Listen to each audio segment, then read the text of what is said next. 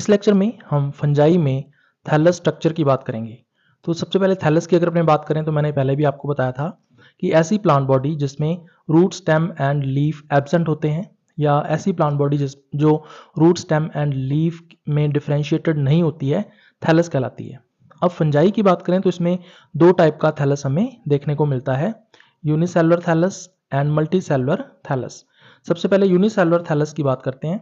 तो ऐसा थैलस जो केवल एक सिंगल सेल का बना होता है यूनिसेलुलर थैलस कहलाता है।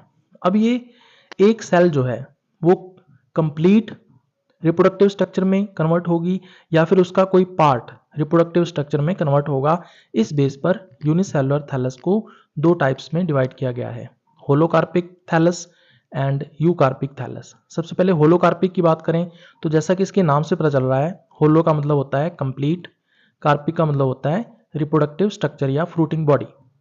तो जब कंप्लीट सेल रिप्रोडक्टिव स्ट्रक्चर में कन्वर्ट हो जाती है तब हम इस प्रकार के यूनिसेलुलर थैलस को होलोकार्पिक थैलस कहते हैं। तो डायग्राम के अंदर आप लोग देख सकते हो, ये एक सिंगल सेल है, यही यूनिसेलुलर थैलस है और ये पूरे का पूरा जो है वो आगे चलकर रिप्रोडक्टिव स्ट्रक्चर्स में कन्वर्ट हो रहा है। तो इस टाइप का थैलस होलोकार्पिक थैलस कहलाता है और ऐसा थैलस हमें देखने को मिलता है यीस्ट में, इसके अलावा सिनकाइट्रियम जो है। तो इन दो फंजाई के अंदर हमें होलोकार्पिक थैलस देखने को मिलता है। दूसरी तरफ अगर अपने यूकार्पिक थैलस की बात करें तो जैसा कि इसके नाम से पता चल रहा है, यू का मतलब होता है ट्रू और कार्पिक का मतलब होता है फ्रूटिंग बॉडी या रिप्रोडक्टिव स्ट्रक्चर। तो इसमें क्या होता है, जो सेल है उसका अपर हाफ पार्ट जो है वो तो रिप्रोडक्टिव स्ट्रक्चर में कन्वर्ट हो जाता है, जबकि जो बचा हुआ लोअर पार्ट है वो राइजोइड्स में कन्वर्ट हो जाता है ताकि जो फूड मटेरियल है या वाटर एंड मिनरल्स हैं उनको एब्जॉर्ब किया जा सके। तो डायग्राम के अंदर आप लोग देख सकते हो, ये एक यूनिसेलुलर थैलस है, इसको हमने दो पार्ट्स में डिवाइड कर लिया, upper part and lower part. जो अपर पार्ट है ये तो रिप्रोडक्टिव स्ट्रक्चर्स में कन्वर्ट हो जाएगा, जबकि लोअर पार्ट जो है ये राइजोइड्स में कन्वर्ट हो जाता है। ये जो राइजोइड्स हैं फूड मिनरल्स एंड वाटर का एब्जॉर्प्शन करने का काम करते हैं। तो इस टाइप का जो थैलस है वो यूकार्पिक थैलस कहलाता है। अब ये जो यूकार्पिक थैलस है इसको फिर आगे दो टाइप्स में डिवाइड किया गया है कि इस यूकार्पिक थैलस से आगे कितनी रिप्रोडक्टिव स्ट्रक्चर्स का फॉर्मेशन हो रहा है, उनके नंबर के बेस पर ये दो टाइप के होते हैं, मोनोसेंट्रिक एंड पॉलीसेंट्रिक। जैसा कि नाम से पता चल रहा है, मोनो का मतलब होता है वन सिंगल, सेंट्रिक का मतलब होता है स्ट्रक्चर, रिप्रोडक्टिव स्ट्रक्चर।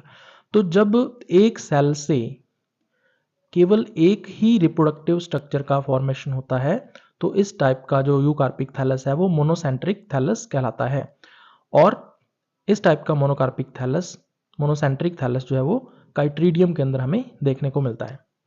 दूसरी तरफ दूसरा है पॉलीसेंट्रिक। पॉली का मतलब होता है बहुत सारे, सेंट्रिक का मतलब होता है रिप्रोडक्टिव स्ट्रक्चर्स। तो जब एक सेल से बहुत सारी मैनी रिप्रोडक्टिव स्ट्रक्चर्स का फॉर्मेशन होता है तो इस टाइप का जो यूकार्पिक थैलस है वो पॉलीसेंट्रिक कहलाता है। एग्जाम्पल आपको ध्यान में रखना है, मेगा काइट्रिएसी जो फैमिली है इसके अंदर जो जितने भी फंजाई आते हैं उनमें पॉलीसेंट्रिक यूकार्पिक थैलस जो है वो हमें देखने को मिलता है। तो ये हमने देखा यूनिसेलुलर थैलस के बारे में। अब अपने बात करते हैं मल्टी सेलुलर थैलस के बारे में। तो ऐसा थैलस जो बहुत सारी सेल्स के मिलने से बनता है मल्टी सेलुलर थैलस कहलाता है। तो यहाँ पर हम लोग कुछ टेक्निकल टर्म्स जो है वो पढ़ेंगे। जैसे सबसे पहली टर्म यहाँ पे आती है हाइफा। तो हाइफा जो है वो मल्टी सेलुलर थैलस के अंदर हमें देखने को मिलता है। हाइफा है क्या? एक्चुअल में ये थ्रेड लाइक स्ट्रक्चर होती है जो कि हमें मल्टी सेलुलर थैलस में देखने को मिलती है। ये जो हाइफा है ये स्ट्रक्चरल एंड फंक्शनल यूनिट होती है किसी भी फंजाई की। तो स्ट्रक्चरल का मतलब ये है कि जो थैलस है उसको बनाने में हाइफा जो है उसका मेन रोल होता है। तो हाइफा जो है वो स्ट्रक्चरल यूनिट की तरह काम करता है। उसी तरह से फंक्शनल यूनिट, जितने भी फंक्शंस परफॉर्म किए जाते हैं किसी भी मल्टी सेलुलर थैलस के द्वारा फंजाई में, तो वो फंक्शंस इस हाइफा की वजह से ही होते हैं, इसीलिए इसको स्ट्रक्चरल एंड फंक्शनल यूनिट कहते हैं फंजाई की।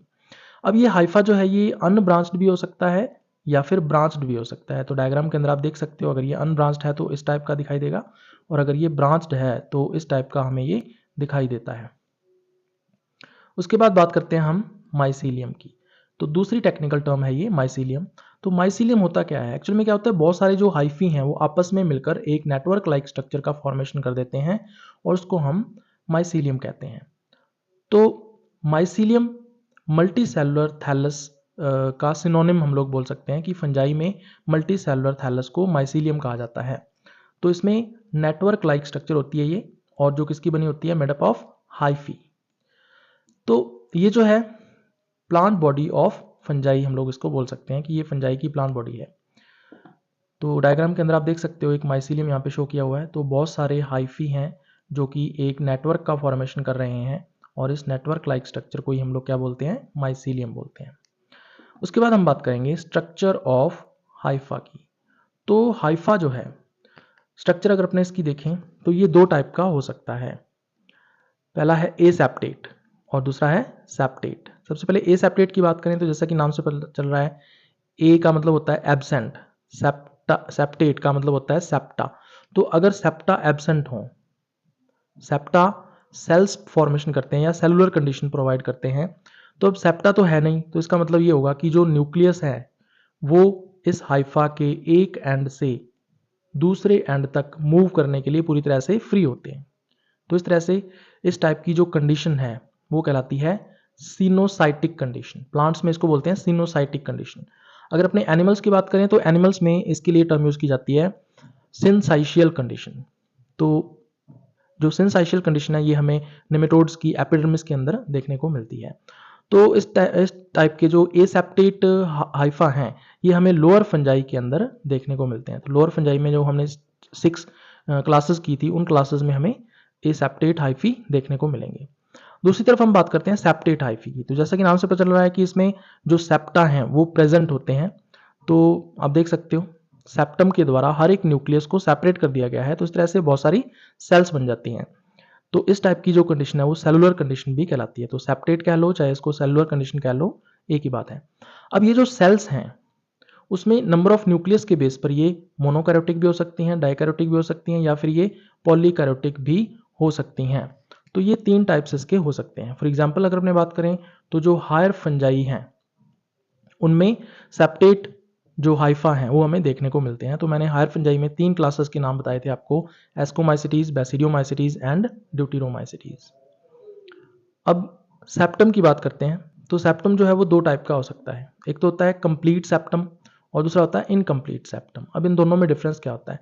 कंप्लीट सेप्टम का मतलब ये होता है कि इसके बीच में कोई भी गैप नहीं होता है, ऐसा सेप्टम जो कंप्लीटली इम्परमिएबल होता है। इसका मतलब इसमें से कोई भी ना तो न्यूक्लियस, ना कोई साइटोप्लाज्म, ना उसका कोई सेल ऑर्गेनेल पास आउट हो सकता है, इनमें से पास आउट नहीं हो सकता।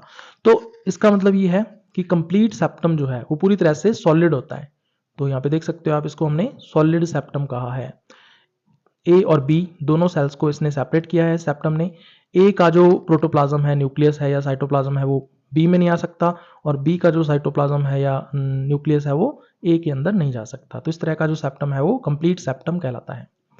दूसरा आता है इनकम्प्लीट सेप्टम। जैसा कि इसके नाम से पता चल रहा है कि ये इनकम्प्लीट है, इसका मतलब ये है कि इसमें इस सेप्टम के अंदर बीच में गैप रह जाता है, उस गैप की वजह से ही इस टाइप का जो सेप्टम है वो परमिएबिलिटी शो करता है। परमिएबिलिटी का मतलब ये है कि उसमें से न्यूक्लियस और साइटोप्लाज्म जो है वो उस सेप्टम में से पास आउट हो सकते हैं।